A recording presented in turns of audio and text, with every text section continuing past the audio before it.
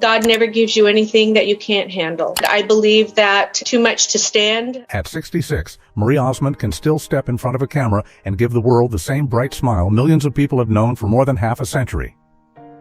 But look at the last few years of her life, and that smile begins to mean something very different. In August 2026, Marie shared a joyful family update. Her son Matthew was engaged, and the Osmond family was preparing to welcome a new daughter-in-law. It was the kind of announcement any mother would celebrate. Yet that happiness arrived after an extraordinarily emotional stretch. Just months earlier, Marie had lost her older brother Alan, and only the year before that, another brother, Wayne, had died. For a woman whose identity has always been tied so closely to family, those losses were not just headlines. They were pieces of her childhood disappearing. And that is what makes Marie Osmond's story so much deeper than the sequins, the television lights, the country songs, and the famous Osmond name. Because behind one of America's most recognizable smiles is a woman who has had to learn, again and again, how to walk onto a stage while carrying grief that never completely leaves. If you remember watching Donny and Marie on television, if you remember hearing Paper Roses on the radio, or if the Osmonds were simply part of the soundtrack of your younger years, stay with this story. By the end, you may see Marie very differently. Long before she became a star in her own right, Marie was the only girl in a family of 9 children. She grew up surrounded by brothers whose voices, personalities, and ambitions filled the house. Entertainment was not something that appeared later in her life. It was already part of the family machinery. The Osmond brothers were becoming known to audiences, and Marie entered that world while she was still little more than a toddler. Her official biography says she began performing at just 3 years old and appeared on The Andy Williams Show, where she was playfully introduced as the youngest Osmond brother. Imagine that for a moment. Most children at 3 are learning how to navigate preschool, but Marie was already learning what it meant to stand under lights, smile at strangers, and become part of a public family. That childhood created opportunity, but it also created expectations. The public saw a close family with matching smiles and polished performances. What they could not see was the pressure that comes with becoming a professional before you are old enough to fully understand what a profession is. There is a strange price to being recognized so young. Your identity develops in front of an audience. Your mistakes become public. Your appearance becomes a subject for other people. And eventually, you have to figure out where the performer ends and the person begins. Marie's great breakthrough came when she was still barely a teenager. At 12, she recorded Paper Roses. The song transformed her from the sister of the Osmond brothers into a star with a lane of her own. According to her official biography, the record reached #1 on 2 Billboard charts, making her the youngest female artist at the time to accomplish that with a debut solo record. Suddenly, she was not simply part of the Osmond family brand. She was a country star with her own audience. And that success came with a fascinating contradiction. Marie belonged to one of pop music's most famous families, yet she leaned country. Her brothers had one sound. She created another. That difference would later become part of the charm of Donny and Marie, the television variety show that turned the siblings into fixtures in American living rooms during the late 1970s. She was still a teenager when the show began. Think about the level of confidence required. Live audiences, comedy sketches, music, costume changes, choreography, interviews, network expectations. Every week, people welcomed Donny and Marie into their homes, and Marie developed the quick timing and warm personality that made her seem less like a distant celebrity and more like someone viewers felt they knew. But fame has a habit of freezing people at the age when the public first loved them. For millions of fans, Marie would always be that young woman with the enormous smile, the perfect hair, and the playful little bit country image. Life, however, kept moving. Marriage came. Motherhood came. Career changes came. Financial pressure came. Divorce came. And eventually, experiences arrived that no television training could prepare her to handle. Marie married basketball player Stephen Craig in 1982. They had a son, Stephen Jr., but the marriage ended a few years later. Marie later recalled that after the divorce, she found herself facing life as a single mother and worrying about basic financial survival. It is an important part of her story because celebrity can create the illusion that money and security are permanent. For Marie, they were not. She went back to work because she felt she had to. Then came her marriage to Matthew Blosil in 1986. Together they built a large family. Marie ultimately became the mother of 8 children in total, including biological and adopted children. The household was busy, complicated, loving, and demanding. And while the public continued to see the entertainer, Marie was facing something deeply personal after the birth of one of her children: severe postpartum depression. At a time when many celebrities avoided talking openly about mental health, Marie eventually wrote about her experience in her best-selling book, Behind the Smile.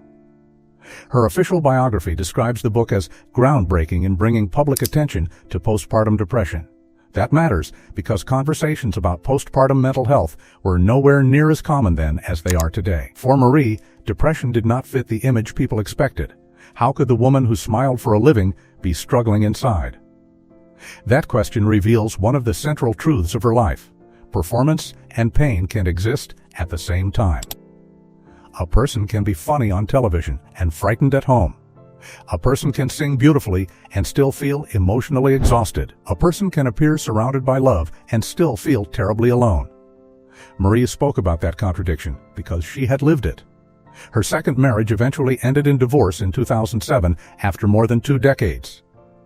Once again, the woman America associated with family entertainment was forced to rebuild her private life while her public identity remained intact. And then came the loss that changed everything.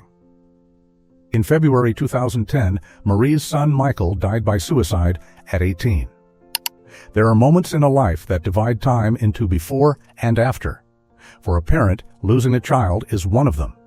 The achievements that once seemed enormous suddenly become small. Ratings, applause, reviews, record sales. Awards, none of them can reach into a mother's grief and repair what has been taken away. Michael had struggled with depression and addiction. His death became a painful public chapter in a family that had already lived so much of its life in public view.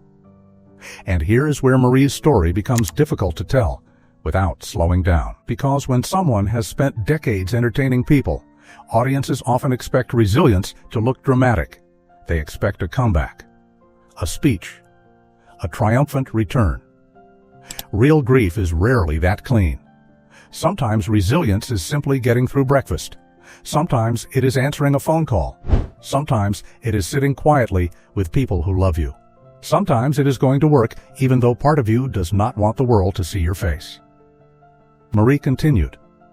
Not because the loss became small. It did not. Not because she forgot her son. She did not. She continued because life around her continued, and because she still had children, family, work, faith, and responsibilities pulling her forward. For viewers who have lost a child, a spouse, a sibling, or someone they believed would always be there, this part of Marie's journey may feel familiar. The calendar keeps moving even when your heart has stopped on one date. And then, in one of the most unexpected turns in her personal life, love came back from her past. Marie reconnected with her first husband, Stephen Craig, decades after their divorce. Their son helped bring them back into each other's orbit, and in 2011, Marie and Stephen married again 26 years after their first marriage had ended. She even wore the same wedding dress from 1982. That detail feels almost too perfect for a movie. But what makes it meaningful is not the dress. It is the idea of 2 people meeting again after life had changed them. They were no longer the young couple who had once believed they understood marriage. They had lived through divorce, parenthood, career upheaval, loss, and decades of separate experience. The second marriage was not an attempt to rewind the clock. It was a decision made by 2 older people who knew exactly how much life can change. For Marie, family remained the center. Even when her professional life kept evolving, she repeatedly returned to that theme. Children, grandchildren, brothers, faith, service, those became anchors in a life that had spent years moving between television studios, concert halls, recording sessions, and Las Vegas stages. Her career, meanwhile, refused to stay in one box. She recorded country music, pop, Broadway material, classical crossover, and opera. She acted. She hosted talk shows. She competed on Dancing with the Stars. She wrote books. She designed dolls. She became a familiar face in commercials. And with Donny, she spent 11 years headlining in Las Vegas, where their residency became one of the defining chapters of both siblings' later careers. Her official biography says the show was recognized by Caesars as the #1 show and that the siblings were later honored with a key to the Las Vegas Strip. There was even a frightening moment on live television that many fans still remember. During Dancing with the Stars in 2007, Marie suddenly fainted after performing and collapsed on stage while the judges were speaking. The show cut to commercial. She regained consciousness, recovered, and stayed in the competition, eventually finishing third. The incident resurfaced in the news in August 2026 when an executive producer recalled how shocking the moment had been behind the scenes. Looking back, that clip almost functions as a strange metaphor for Marie's public life. Fall, get up. Smile, continue, but to reduce her story to toughness would miss something important. Marie has never presented strength as the absence of pain. Much of her public message has been about moving through pain, not pretending it does not exist. Her work with Children's Miracle Network hospitals is one of the clearest examples. Marie co-founded the organization in 1983, and her official biography says it has gone on to raise billions of dollars for children's hospitals. She has spent decades connecting her celebrity to fundraising for sick and injured children and their families. That charitable work became part of her identity long before many celebrities built public brands around philanthropy. And it is difficult not to see the connection between the causes she supports and the way she speaks about family. Marie has lived through the helplessness of being unable to fix every problem for the people she loves. She knows what it means to sit beside pain that cannot be erased. Helping families facing frightening medical situations gave her public life a purpose that was not measured in applause. But in recent years, the Osmond family has entered another emotional season. Wayne Osmond, one of Marie's older brothers, died in January 2025. Then, in April 2026, Alan Osmond died at 76 after living for decades with multiple sclerosis. Alan had been a central figure in the Osmond brothers and a major force in the family's musical direction. Marie's tribute to him focused not only on the performer he had been, but on the brother she had known all her life. Try to imagine what those losses mean when your childhood memories are so deeply shared. The rehearsals, the travel, the jokes nobody else understands, the family arguments, the dressing rooms, the first applause, the moments before anyone knew the Osmond name. When a sibling dies, you do not only lose the person standing beside you today, you lose one of the people who carried your earliest memories with you. And for Marie, 2 of those voices went quiet in a relatively short period.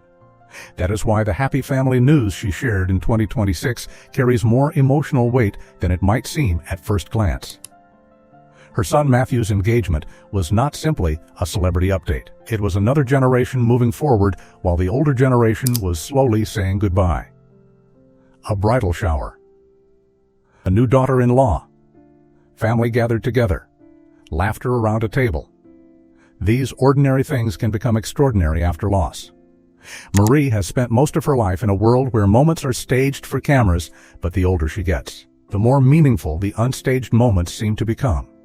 And perhaps that is the hidden story of her life at 66. It is not that tragedy destroyed the cheerful image America remembers. It is that the cheerful image survived tragedy and became something more complicated. The young Marie smiled because she was an entertainer. The older Marie smiles with full knowledge of what life can take away. There is a difference. One smile is performance. The other can be gratitude. And if you grew up watching her, maybe you have changed in the same way. The songs you once heard as entertainment now remind you of people who are no longer here. Television shows you watched with your parents suddenly carry their voices. A photograph from the 1970s can bring back an entire living room, the furniture, the carpet, the people sitting beside you. That is why celebrities like Marie Osmond become more than celebrities for some audiences. They become markers of time. You look at Marie, and you do not only see her age, you see your own. You remember where you were when Paper Roses played. You remember the variety shows. You remember when television felt different. You remember who was still alive. And that may be why her story hits harder now. Because Marie's life has never really been about remaining young. It has been about remaining present. She has changed careers without disappearing. She has endured public criticism without allowing it to write the final chapter. She has spoken about depression when silence would have been easier. She has buried a child and later found a way to keep loving the children and grandchildren still around her. She has lost brothers and still celebrated a son, building a new family. None of that means she has somehow defeated grief. Grief is not an opponent you defeat. It is something you learn to carry differently. And Marie's recent life appears filled with those contrasts: remembrance and celebration, absence and new beginnings, old family photographs and new family members. Even her professional path reflects that willingness to evolve. Her 2021 album Unexpected moved beyond the country pop identity many fans associated with her and into classical crossover, Broadway, opera, and songs recorded across multiple styles and languages. Her official biography says the album debuted at #1 on Billboard's Classical Crossover Albums chart. After 6 decades in entertainment, she was still trying something that could surprise people. That may be one of the most overlooked parts of longevity. Survival alone is not enough. You have to keep finding reasons to be curious, reasons to work, reasons to love, reasons to show up.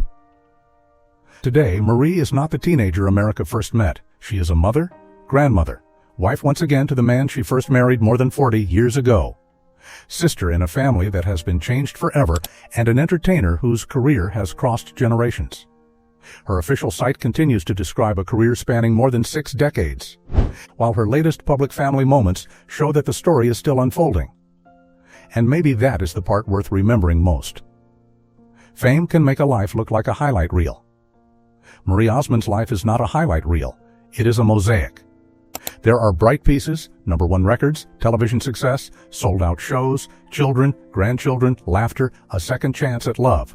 And there are dark pieces: depression, divorce, the death of her son, the deaths of her brothers, and the private weight of growing older while people around you begin to disappear. Remove either side, and you no longer have the real picture. So the next time you see Marie Osmond smiling, it may be worth remembering everything that smile has traveled through. It traveled from a 3-year-old girl standing near her famous brothers to a 12-year-old country star holding a record that changed her life, to a teenage television host watched around the world, to a young mother trying to rebuild after divorce, to a woman brave enough to speak publicly about postpartum depression, to a grieving mother facing the unimaginable loss of a son, to a woman who found love again with the same man she had lost decades earlier, to a sister saying goodbye to brothers who had been beside her since childhood, and now to a mother celebrating as another son prepares to begin a new chapter of his own. That is a long road, and she is still walking it. If Marie Osmond was part of your childhood or your family's television years, tell us in the comments, what is the first memory that comes to mind when you hear her name? Was it Paper Roses, Donny and Marie, the Las Vegas years, or something more personal, a memory of watching her with someone you loved? Sometimes the reason an old song makes us emotional has almost nothing to do with the song. It is because of who we were when we heard it, and who was sitting beside us. Marie Osmond's story reminds us that behind every familiar face is a private history the audience only partly sees. The applause stops, the cameras turn off, the costumes are put away, and then the person goes home to the same things all of us eventually face: love, regret, illness, forgiveness, aging, family, and loss. Maybe that is why, after all these years, people still care about Marie. Not because she stayed frozen in the 1970s, but because she did not. She lived. She changed. She fell. She got back up. She lost people she could never replace. She welcomed people she had not yet met. And through all of it, she kept finding her way back to family. At 66, that may be Marie Osmond's most powerful performance of all. Not the songs, not the television shows, not the costumes. Simply continuing to love life after learning exactly how fragile it can be.